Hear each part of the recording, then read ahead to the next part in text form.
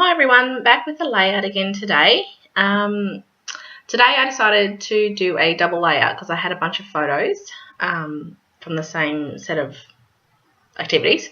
So I decided to use the Sweet Taffy paper for these photos because these ones are about a fun sunny day at a water park, and these papers are just gorgeous and bright and beautiful.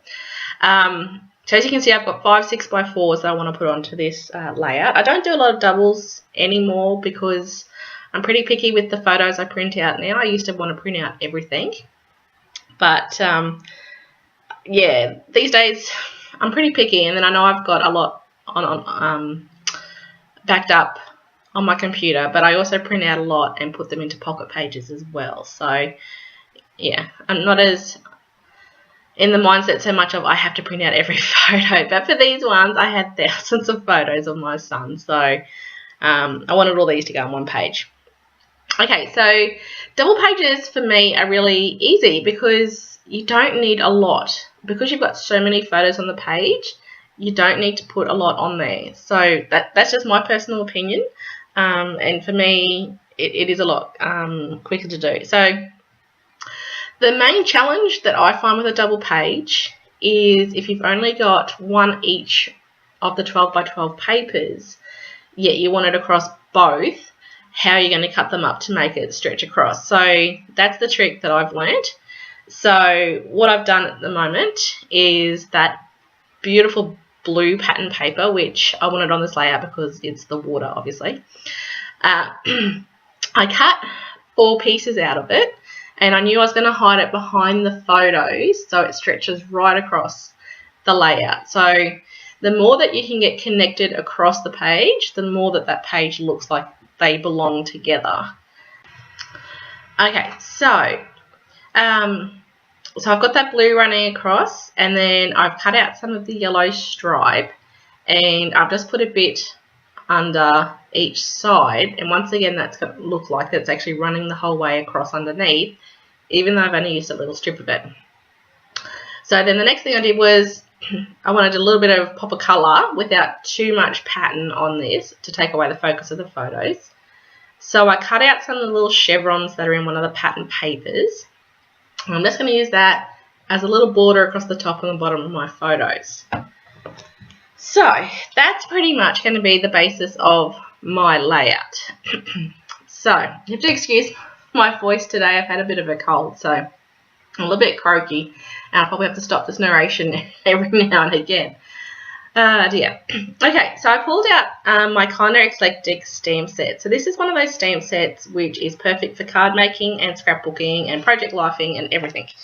It's a nice little set with a nice little mixture of stamps that include quite a few of the backgrounding type stamps. So there's a sunburst, there's some little dots, there's leaves, things that can really enhance the page and give you some texture to a page or a card without it being a focal point that if you used it too many times across layouts, you would think, why is she using this stamp all the time? It's just going to be a nice texture in the background. So because I don't want to add a lot of embellishments to this double layout, I still needed something, and I'm still going to go with my good old triangle technique for my embellishments, which means have my 3 points of focus for my embellishments. But what I was going to do is just use some of those stamps underneath these papers in those 3 points to really give a bit of texture to the page, a bit of focus without it being too much. So here I am, I stuck down my yellow paper before I realised that I wanted to do that stamping. I was a bit like, hello. Anyway, so I stuck down the yellow paper, and the quick trick I have to get it lined up across the bottom is I lined up some of those straight pieces of paper. I'm not concerned if it's a few millimetres out. If it's a centimetre out, it's going to look like it doesn't belong, that they weren't the same piece of paper from one end to the other, but I'm not worried about a few millimetres. If you're the type of person that can point that out from one end of a double layout to the next, then pretty good. Okay, I sanded all the edges of my photos, and I tried this on another layout video that I did to show you the edges, and I don't think it quite works so much, so hopefully you can see a little bit more there. It just gives a nice fine crisp edging around the photos without taking the focus off the photos, but it just gives that definition of each photo, because the whole point of this for me, for the scrapbooking, is the focus to be on the photos. So I don't need to matte every photo, but just doing this little bit of sanding around each edge, for me, just emphasizes each photo. I don't know. It's just me, and I like the way that works. Okay, so I had rounded the edges of all of these papers because I thought it was just a bit too hard having them square. So I rounded all the edges except for those bottom ones I forgot about, so I came back and did them later. So I'm just working out where everything goes, and then realizing that I want to do my stamping in my 3 focal points, working out where my focal points want to be. And so I wanted to use that Starburst. So I grabbed out my Daffodil Delight ink, which I know goes with this paper. So I grabbed out my large block to put my stamp on, and I put it on my layout, and I didn't realise that I actually had ink, or some green ink, still on that block. So I put it right on the bottom of my white paper. Fantastic. So I ripped up that yellow piece and just turned the Whisper White 12 by 12 over, and no one's ever going to know. So I think in the end my focal point down there would have covered it anyway, but anyway, I just turned it over and kept going.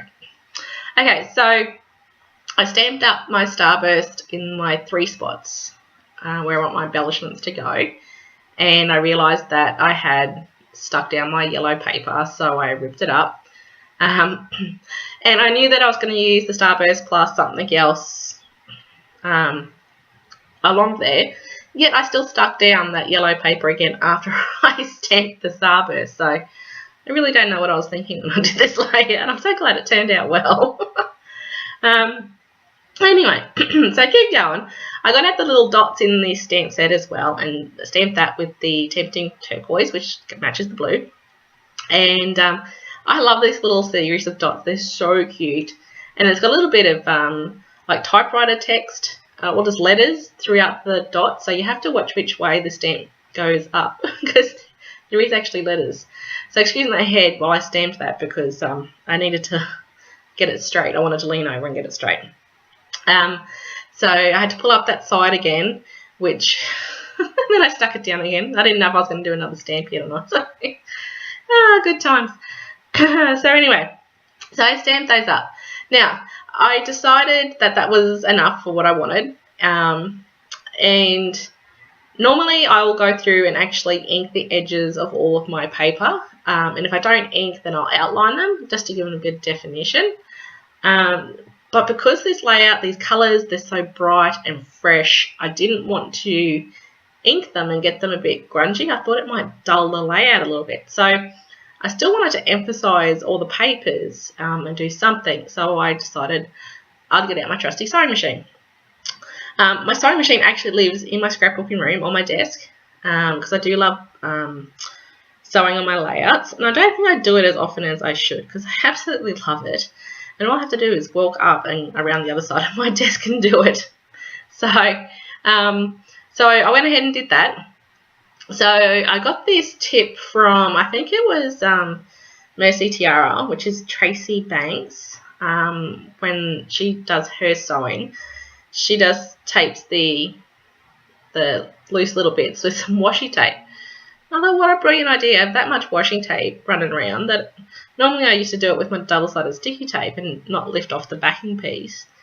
I thought that's a waste. I may as well use this washi tape that I will never use all of it up. So thank you for that tip, Tracy. That is fantastic. I've actually almost used all of this pink roller washi that is really pretty, but I'm never going to use it. So yay. Okay, so I sewed around the edges of all of my pieces of cardstock, and it really just finished off the layout. So it gave beautiful texture, definition to those papers without adding too much to the layout, and it still left the layout quite simple looking and fresh. So So I just placed all of my photos then straight on top. So as you can see, the longest this layout's taken me was to figure out the papers that I wanted and where I was going to put them. So when I do a single layout, it's more about what embellishments I'm going to put on, and that takes the longest time. But because it's kind of the opposite, scrapbooking a double, the finishing of it is really quick and simple.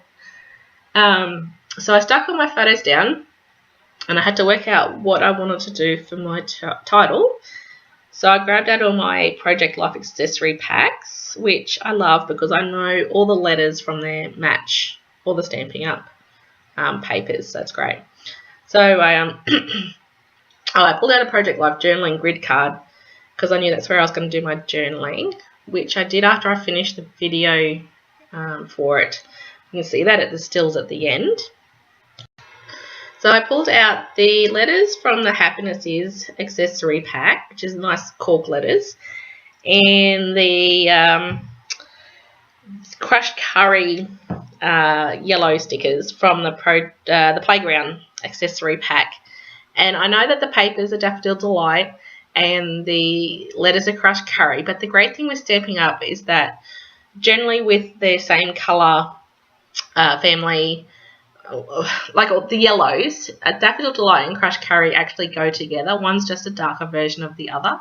So a lot of the blues are in that same family and the greens are in the same family. So even though it's two different yellows, you know they go together because it's just a darker version of the other. It's not like they're a completely different mix of colours to get that yellow. I hope that makes sense, but sometimes I have a real problem.